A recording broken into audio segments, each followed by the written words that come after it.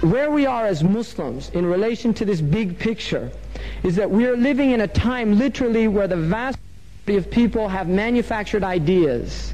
They have manufactured perceptions. People are literally their own internal experience of reality they have been deprived of.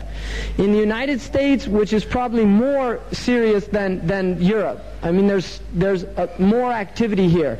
The American people are almost brain dead in terms of the ability to critically think, to critically view what's taking place.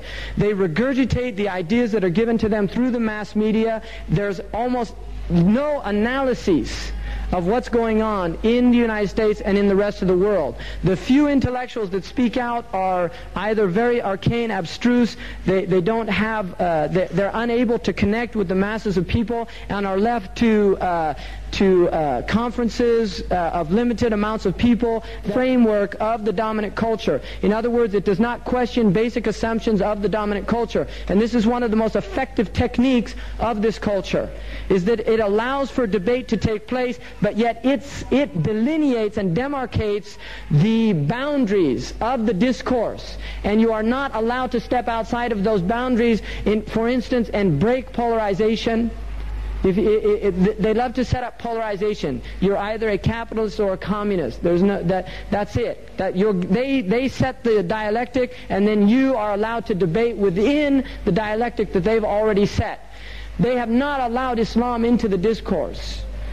I mean, it's very clear. They do not allow Islam into the discourse. I find it fascinating that Hajj, which is the greatest gathering in the entire world, collective gathering of human beings that takes place yearly, and yet in the United States it is never aired on the news.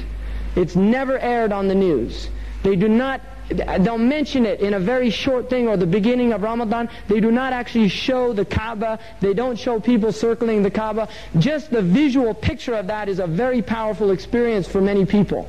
When people actually see the Kaaba and see this circumambulation of the Kaaba, they're overwhelmed. Non-Muslims, when they see it, it's very powerful. And yet despite that, they do not air it. They don't show it.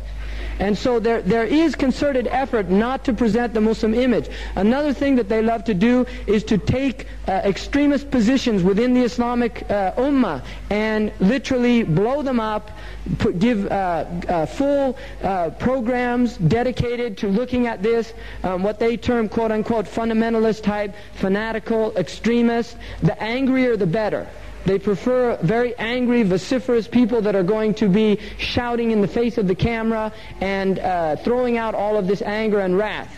I mean, this is very effective in terms of presenting the Muslims as these kind of irrational. I mean, the Salman Rushdie case is a good example of that, of what was done. Book burning, irrational people that really, the stick is the only thing that's really going to work with them, like Pengrove or whatever his name was said in the Telegraph.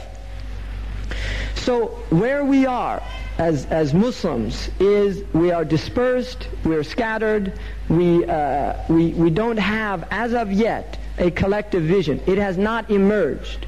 I mean, it will, by the promise of Allah and the Messenger. I mean, it will emerge. I don't have any doubts about that, and I hope none of you do, because the hadith is very clear that the Prophet ﷺ said in the Sahih that after the Jababira, he said, سَتَعُودُ الْخِلَافَةُ عَلَى مِنْهَجِ النَّبُوَّةِ, that this inheritance will return on the methodology of the prophets. So the khilafah of the Muslims will return. This is by nature of the situation. When and how is another matter. Allah subhanahu wa ta'ala challenges us in each generation to rise up in each generation and to establish this deen. وَأَقِيمُوا الصَّلَاةِ. This is the eternal challenge of the Quran. وَأَقِيمُوا الصَّلَاةِ. It's an imperative. The establishment of prayer, the unification of the Muslims in terms of community. This is a time, literally, our house is on fire, and we have to stop arguing about which channel we're going to watch. We need to literally recognize that the house is on fire and it's been burning for a long time. We need to put out the fire, and then we can decide how we're going to rebuild this house. But at this stage in time, anyone who is creating division, divisiveness amongst the Muslims is a shaitan. It's as simple as that. This is a shaitan. Those people that want to separate the Muslims through argumentation. We're not people of argumentation. Argumentation is a sign of error. The Prophet ﷺ said, مَا ضَلَّ قَوْمٌ بَعْدَ مَا أُوتُوا الْهُدَى إِلَّا مَا ضَلَّ قَوْمٌ بَعْدَ الْهُدَى إِلَّا أُوتَى الْجَدَلِ. No people ever go astray after they've been given guidance except that it's replaced with argumentation. Argumentation is a sign of error. Malik radiallahu anhu did not argue. If he was in a gathering and people began to argue, he used to get up and say, Harb, you're a war. And we're of salam. We call Darul Islam is Darul Salam, the abode of peace. We're calling each other to peace. If we want to talk about things, first of all, we should recognize who we are and what our capacities are. If we are not scholars, then we should not be debating issues that we really don't know anything about. Sharia is something, it is not something that everybody can talk about. There are certain basic things that everybody knows. It's called al-ma'lum min ad-din bid-darura. And those type of things we all know. Khamr is haram.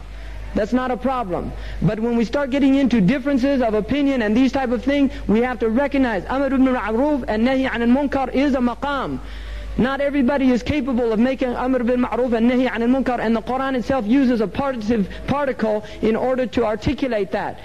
فَلْتَكُنْ مِنْكُمْ ummah. This minkum is tab'id. It's a partitive by the vast majority of scholars. Now this does not mean condemning wrongs that are very clearly wrong. We're talking about those things in which there is difference of opinion. And the ikhtilaf of this ummah, and I don't care, those people say this is a weak hadith, the ikhtilaf of this ummah has always been a mercy amongst those who have knowledge. We do, because Allah recognizes that أَلَا يَعْلَمُ مَنْ خَلَقَ وَهُوَ اللَّطِيفُ الْخَبِيرُ. Human beings have different capacities, cognitive capacities. We understand things at different levels. The Sahaba themselves had different degrees of understanding. Abu Bakr's understanding is not the same as the rest of the Sahaba, and there are many hadiths that indicate that. And those core Sahaba radiallahu anhum that were around the Blessed Prophet sallallahu alaihi wasallam, they were not at the same, they were at a much higher intellectual capacity than other Sahaba. Which doesn't mean there wasn't benefit in all of them and blessing. No, but those people became the leaders. They themselves had disagreements, and yet they respected each other. Sayyidina Ali's fatwa differ from Umar radiallahu anhu. The fatwa of Ibn Abbas are very different from the fatwa of Ibn Umar radiallahu anhu. This is a fact. Historically, Ibn Mas'ud radiallahu anhu had different fatwa.